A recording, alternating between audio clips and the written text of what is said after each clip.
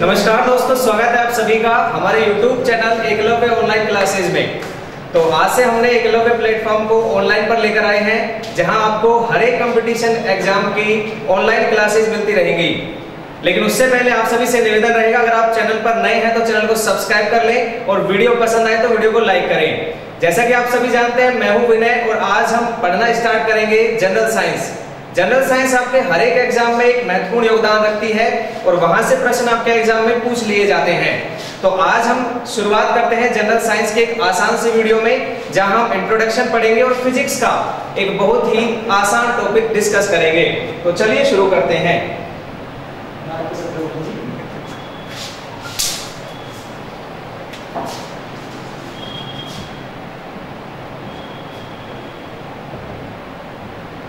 General science यानी सामान्य विज्ञान। अब जैसा कि नाम से ही स्पष्ट हो जाता है कि यहाँ आपको केवल विज्ञान की बेसिक नॉलेज ही लेनी होती है, यानी कंपटीशन लेवल में आपको क्लास 11th और क्लास 12th का लेवल इतना आगे तक नहीं पढ़ना पड़ता, केवल 10th लेवल से भी आपका काम चल जाता है।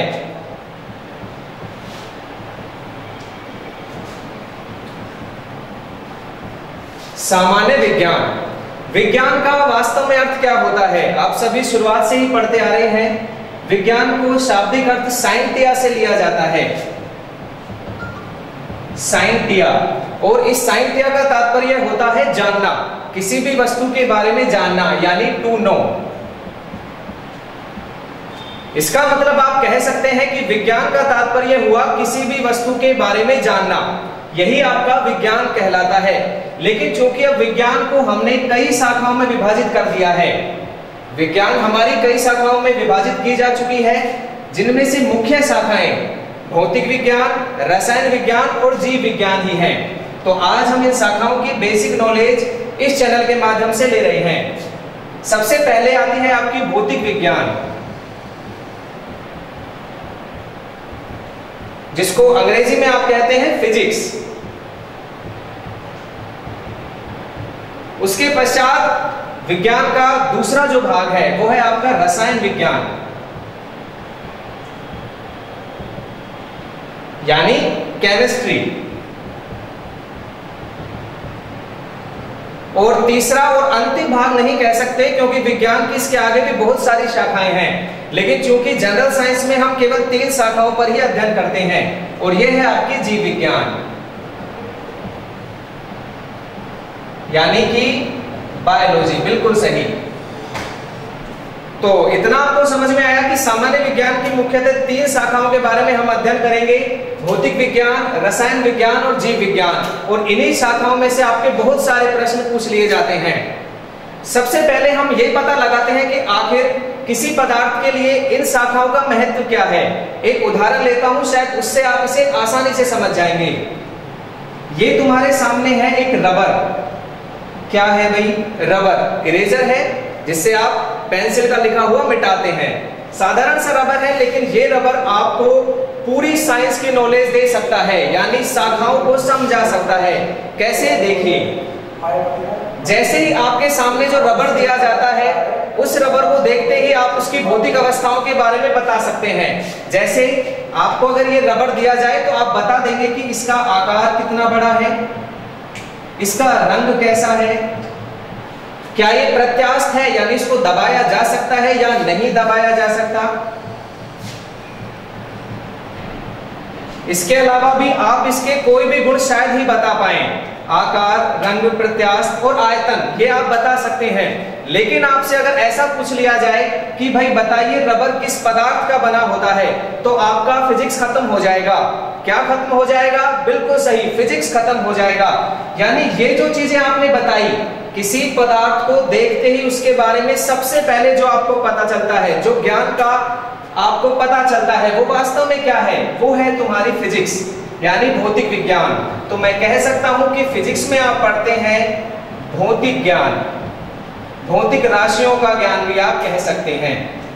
यानी फिजिक्स आपको समझाती है किसी भी पदार्थ की भौतिक राशियों का ज्ञान, बाहरी ज्ञान आपको केवल समझा पाती है। ठीक है, अब दूसरे प्रश्न की ओर चलते हैं आपसे कहा गया था कि रबर का पदार्थ कौन सा है, तो फिजिक्स तो यहाँ आपके पदार्थ के बारे में चर्चा नहीं कर पाएगा। इसके लिए आपको अध्ययन करना होगा किसका भाई, केमिस्ट्री का। यानी कहने का तात्पर्य किसी भी पदार्थ के अंदर क्या होता है, उसके आणविक संरचनाएं क्या होती हैं, उसके पदार्थ किस परमाणुओं से मिलकर बने हैं, तो उसके लिए आपको पढ़ना पड़ता है रसायन विज्ञान। इसीलिए हम कहते हैं ये है भाई तुम्हारे रसायनों का अध्ययन। यानी रसायनों का अध्ययन आपको करना है, किसी भी पदार्थ के बारे में पता लगाना है तो आपको पढ़ना होगा रसायन विज्ञान यानी केमिस्ट्री। तो आपने केमिस्ट्री अगर पढ़ा होगा तो आपको पता होगा कि रबड़ बनता है आपका नियोप्रिन से, यानी जो रबर है उसका बेसिक फॉर्म नियोप्रिन होता है। इसके अलावा भी ब्यूना एस, ब्यूना एन प्रकार के रबर होते हैं। ये सब मुझे कैसे पता, क्योंकि ये सब आपको केमिस्ट्री ने सिखाया कि पदार्थ के अंदर कितना नियोप्रिन होता है, कितने % मात्रा में होता है। इसके साथ ही आपको अगर इसकी आणविक संरचना का पता लगाना है तो भी केमिस्ट्री बताएगी। आपको अगर इसके क्वथनांक का पता लगाना है, यानी कितने डिग्री पर तो ये उबल जाएगा और कितने डिग्री पर ये भाप बन जाएगा, तो भी आपको ये बातें रसायन विज्ञान ही बताएगी। विज्ञान की अंतिम शाखा की ओर चलते हैं, जीव विज्ञान की ओर। आपने इतना तो इस रबर के बारे में बता दिया, लेकिन अगर एक प्रश्न और पूछ लिया जाए कि बताइए भाई ये जो रबर है, ये जो नियोप्रिन है, वो कहां से प्राप्त किया जाता है, तो कहां से प्राप्त किया जाता है, इसका कोई भी प्रश्न का जवाब हमारा रसायन विज्ञान देने में अक्षम है, दे ही नहीं सकता, असक्षम है। तो फिर उसके लिए क्या करना होगा, उसके लिए तो भाई जंगलों में जाना होगा, हमें जड़ी बूटियां खोजनी पड़ेंगी, पेड़ों के बारे में जानना होगा। तो कहां से जानेंगे, भौतिक विज्ञान तो नहीं बताता, रसायन विज्ञान भी नहीं बताता, अब बताएगा आपको जीव विज्ञान। यानी पदार्थ कहां से प्राप्त किया जाता है, किस पौधे से, किस पेड़ से प्राप्त किया जाता है, इसका अध्ययन आपको करवाती है जीव विज्ञान, जहां आप जीव जंतुओं का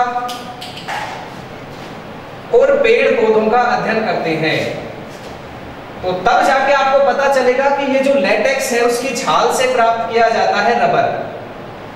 तो यहां आपने केवल एक रबर के माध्यम से ही तीनों शाखाओं के बारे में जान लिया कि किस शाखा में रबर के भौतिक गुणों को पढ़ा जाता है, भौतिक विज्ञान, किस शाखा में रबर के आकार, रबर के प्रत्यास्था, इसके अलावा क्वथनांक गलनांक को पढ़ा जाता है रसायन विज्ञान, और जहां इसके मेन पदार्थों के बारे में चर्चा की जाती है वो है तुम्हारा जीव विज्ञान, यानी जीव जंतु और पेड़ पौधों का अध्ययन। तो अब आपको रटने की आवश्यकता नहीं पड़ी। आपको मैंने एक बार भी यही नहीं कहा कि आप जीव विज्ञान की परिभाषा लिखें, भौतिक विज्ञान की लिखें या रसायन विज्ञान की लिखें। आपने बड़े ही आसानी से तीनों की तीनों फॉर्म्स को पढ़ लिया। तो ये था सामान्य विज्ञान का बेसिक परिचय, बेसिक नॉलेज। इससे आगे हम फिजिक्स को लेकर चलेंगे और इसी तरीके से बिना रटे हुए साइंस को समझने की कोशिश करेंगे। तो आज के लिए, क्योंकि स्टार्टिंग वीडियो है, कैसी लगी वीडियो, अगर वीडियो पसंद आई हो तो वीडियो को लाइक करें। अगर चैनल पर नए हैं और ऐसी ही वीडियो देखना चाहते हैं तो चैनल को सब्सक्राइब करें। आपका कोई भी सवाल रह जाता है तो कमेंट बॉक्स में जरूर कमेंट करें। धन्यवाद वीडियो देखने के लिए, थैंक यू।